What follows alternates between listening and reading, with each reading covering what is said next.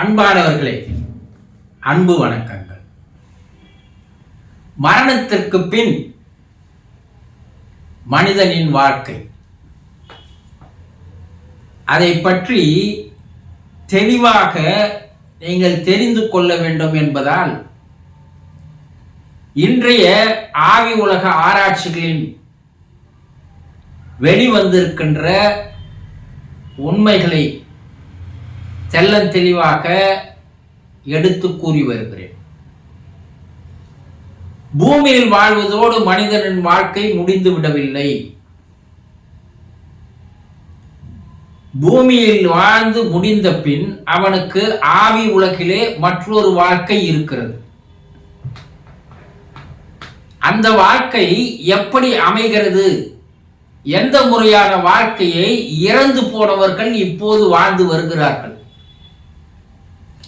அவர்கள் அங்கே வாழ்கின்ற வாழ்க்கை முறைக்கு எது காரணமாக அடித்தளமாக அமைகிறது என்றால், பூமியில் வாழ்கின்ற வாழ்க்கையினுடைய தரத்தை பொறுத்துதான் அங்கு வாழ்க்கையானது மனிதர்களுக்கு கிடைக்கிறது. அந்த வாழ்க்கையை வாழ்ந்து முடிந்த பின் மறுபிறப்பு அமைவது கூட பூமியில் இப்போது நாம் வாழ்ந்து வருகின்ற வாழ்க்கையை வைத்துத்தான் மறுபிறப்பு வாழ்க்கையும் நமக்கு அமைகிறது. இப்போ பூமியில் நம்ம எப்படி வாழ்கிறோமோ அதனால் ஆவி உலக வாழ்க்கை கிடைக்கிறது, மறுபிறப்பும் கிடைக்கிறது. அப்ப இப்போ பூமியில நாம் எப்படி வாழ வேண்டும் என்பதை தெரிந்து கொள்வதற்காக தான், நீங்கள் அதை தெரிந்து கொள்ள வேண்டும் என்ற காரணத்தினால்தான் ஆன்மாவை, ஆத்மாவை, ஆவியை, ஜீவனை, உயிரை பற்றி விலாவரியாக கூறி வருகிறேன். இப்ப நீங்க வாழ்ந்து வருகின்ற வாழ்க்கை சரியான வாழ்க்கை அல்ல. பின்னால் வரும் முன் காத்துக் கொள்வதுதான் நல்லது என்ற ஒரே காரணத்திற்காக இந்த வாழ்க்கை முறையை மாற்றி அமைத்துக் கொள்ளுங்கள். அப்ப எது மாறி வாழ்ந்தால் நமக்கு மறு உலக வாழ்க்கை நன்றாக அமையும், மறுபிறப்பு நமக்கு நன்றாக அமையும்? இந்த இரண்டுக்கும் காரணம் இப்ப நீங்க வாழ்ந்து வருகின்ற வாழ்க்கை. இதை பற்றி தயவு செய்து தெளிவாக தெரிந்து கொள்ளுங்கள். புதிதாக பார்ப்பவர்களாக இருந்தால் இந்த சேனலை சப்ஸ்கிரைப் செய்து, இதுவரை நீங்கள் தெரிந்திராத, படித்திராத, கேட்டிராத, கேள்விப்பட்டிராத புதிய விஷயங்களை தெரிந்து கொள்ளுங்கள். அதில் உங்கள் வாழ்க்கையை மாற்றி அமைத்துக் கொள்வதற்கு ஒரு காரணமாக அமையும். ஒரு அன்பர் ஒரு கேள்வி கேட்டிருக்கிறார். குருஜி, இறந்தவரை நினைத்து வேதனைப்பட்டு கொண்டிருந்தால் அவருடைய ஆன்மாவும் வேதனைப்படுமா என்பதுதான் அவர் கேள்வி. நம் குடும்பத்தில் யாராவது ஒருவர் இறந்து போய்விட்டால் அந்த பிரிவை நம்மால் தாங்கிக் கொள்ள முடியாது. வாழ்க்கையில் எவ்வளவோ பிரிவுகளை நாம் சந்தித்திருக்கலாம், எவ்வளவோ கஷ்டங்களை சந்தித்திருக்கலாம், எவ்வளவோ துன்பங்களை அனுபவித்திருக்கலாம், எவ்வளவோ பிரச்சனைகளில் நாம் சிக்கி இருக்கலாம், இல்லையா? ஆனால் இந்த குடும்பத்தில் இறந்தவர் பிரிவு இருக்கிறதே, அதை நம்மால் தாங்கிக் கொள்ள முடியாத அளவிற்கு ஒரு பெரிய மனபாரத்தை தரக்கூடியது. அது நம்மளையே கதிகலங்க வைத்துவிடும், சித்தம் கலங்கி விடும் என்று சொல்வார்கள், புத்தி பேதலித்து விடும் என்று சொல்லுவாங்க, இல்லையா? அதுபோல நம்முடைய தாயோ, தகப்பனாரோ, கணவனோ, மனைவியோ அல்லது பிள்ளைகளோ திடீரென்று இறந்து போய்விட்டால் அந்த பிரிவு இருக்கிறதே அதை நம்மால் தாங்கிக் கொள்ளவே முடியாது.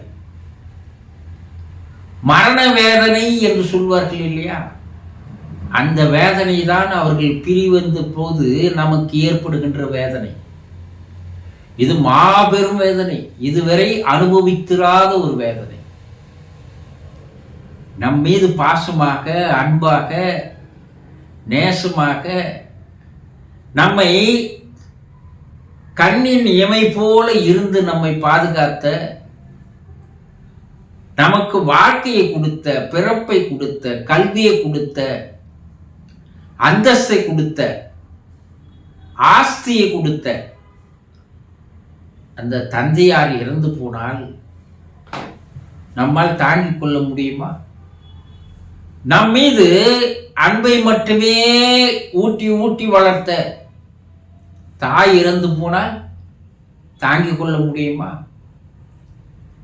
ஒன்றுக்குள் ஒன்றாக இரு உடல் ஓர் உயிராக வாழ்ந்த கணவன் மனைவியில் யாராவது ஒருவர் இறந்து போய்விட்டால் அதை தாங்கிக் கொள்ள முடியுமா? இந்த பிரிவு என்பது நம்மை நிமிடந்தோறும் அவர்களை நினைத்து நினைத்து நினைத்து வேதனை அடைய செய்கின்ற ஒரு மாபெரும் நிகழ்வாகும். இரத்த வெள்ளத்திலே இருப்பது போல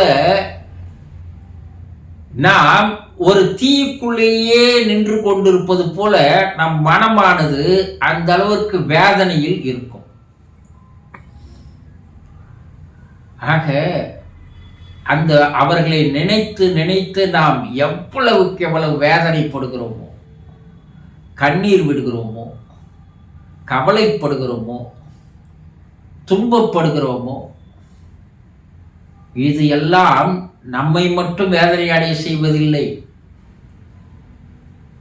நீங்கள் எந்த அளவுக்கு துன்பப்படுகிறீர்களோ அதை போல 1000 மடங்கு துன்பத்தை அந்த ஆன்மாவும் அனுபவிக்கிறது.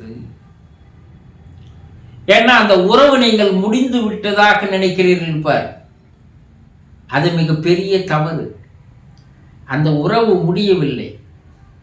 உங்கள் மனம் எதையெல்லாம் நினைக்கிறதோ அவர்களுடைய மனமும் அது போல பல மடங்கு நினைக்க வைக்கிறது. அங்க மன உடல் இருக்கிறது. அந்த ஆன்ம உடலும் மன உடலும் அங்கே இருந்து கொண்டு இருக்கிறது. அவங்க கூட வாழ்ந்த 70-80 வருஷம் வாழ்ந்தாங்கன்னா அந்த 70-80 வருஷம் வாழ்ந்த அந்த மனம் இருக்கிறது பார். மனம்தானே எல்லாத்தையும் நடத்தியது, மனம்தானே நினைக்க வைத்தது, மனம்தானே சிந்திக்க வைத்தது, மனம்தானே கனவு கண்டது, மனம்தானே அன்பை ஊட்டியது, அரவணைத்தது, பாராட்டியது. எல்லாம் அவர் மனம்தானே, உருவம் அல்ல. உருவத்திற்குள் இருந்த அவர் மனம்தான் உங்கள் மீது அன்பு காட்டியது. அந்த மனம் அழிந்து போகவில்லை, இறந்து போகவில்லை. அந்த மனம் மேலே ஆவி உலகில் வாழ்ந்து கொண்டிருக்கிறது. ஏன்னா அந்த மனம்தான் அடுத்த பிறப்புக்கு விதையாக வருகிறது. ஆக மனம் அழிவதில்லை, மனம் இறப்பதில்லை. அந்த மனம் உங்களுக்கும் அந்த மனத்திற்கும் ஒரு இரத்த சம்பந்தம், இரத்த உறவு இருப்பது போல ஒரு மன உறவு இருந்து கொண்டிருக்கிறது. ஒரு தாய்க்கும் மகனுக்கும் இருக்கின்ற அந்த மன உறவு என்பது இன்றைய காலத்தில் விஞ்ஞான கண்டுபிடிப்புகளால் கண்டுபிடிக்க கூட முடியாத, ஒரு கண்ணுக்கு தெரியாத ஒரு உறவு, ஒரு இணைப்பு நடந்து கொண்டிருக்கிறது. கிராமத்தில் சொல்லுவாங்க, தொப்புள் கூடிய உறவு சுடுகாடு மட்டும்னு சொல்லுவாங்க. சுடுகாடு மட்டுமல்ல, மேலேயும் நீடிக்கிறது. அந்த தாயினுடைய மனம், தந்தையினுடைய மனம், கணவனுடைய மனம், மனைவியினுடைய மனம் உங்களோடு நெருக்கமான உறவோடுதான் இருந்து கொண்டிருக்கிறது. அப்ப நீங்க படுற துன்பம், நீங்க படுற வேதனை அங்கேயும் போய் லிங்க் ஆகுது இல்லையா? அப்ப அங்க லிங்க் ஆகும்போது நீங்கள் படுகின்ற அந்த வேதனைகளை எல்லாம் பார்த்தவாறு இருக்கின்ற அந்த ஆத்மா அது என்ன சந்தோஷப்படுமா? அதுவும் வேதனை அடைகிறது. நீங்கள் சந்தோஷம் அடைந்தால் அது சந்தோஷம் அடையும். நீங்கள் மகிழ்ச்சியாக இருந்தால் அது மகிழ்ச்சியாக இருக்கும். நீங்கள் ஆனந்தமாக இருந்தால் அது ஆனந்தமாக இருக்கும். ஆனா நீங்க அந்த பிரிவை நினைத்து வேதனை அடைந்தால் அதுவும் வேதனை அடையும். நீங்க என்ன நிலையில இருக்கிறீங்க? அந்த பிரிவை உங்களாலும் தாங்கிக் கொள்ள முடியவில்லை. அந்த ஆன்மாவாலும் உங்களை விட்டு பிரிந்து போனதை தாங்கிக் கொள்ள முடியவில்லை. இதுதான் உண்மை. அப்போ நீங்கள் வேதனை பட அதுவும் வேதனையில் விழுந்து அது தன்னைத்தானே துன்புறுத்தி கொள்ளுகின்ற நிலைக்கு தள்ளப்பட்டுவிடும். அப்ப அந்த ஆன்மா சாந்தி அடையாது. ஆன்மா சாந்தி அடைதல் என்ன? ஆன்மா அமைதி அடைதல், ஆன்மா சமாதானம் அடைதல். அந்த மனம் அமைதி அடையணும், சமாதானம் அடையணும். அதற்கு பெயர் தான் ஆன்ம சாந்தின்னு பேர், வேற எதுவும் இல்லை. அந்த மனத்திற்கு நீங்கள் ஆறுதலாகவும் அதற்கு ஒரு மன வலிமையை, மன இறுக்கத்தை, உறுதியை அதற்கு தரக்கூடிய வேண்டியவர்கள் நீங்கள் தான். நீங்களே வேதனையில் இருந்தால் அதுவும் வேதனையில் தான் இருக்கும் என்பதை புரிந்து கொள்ளுங்கள்.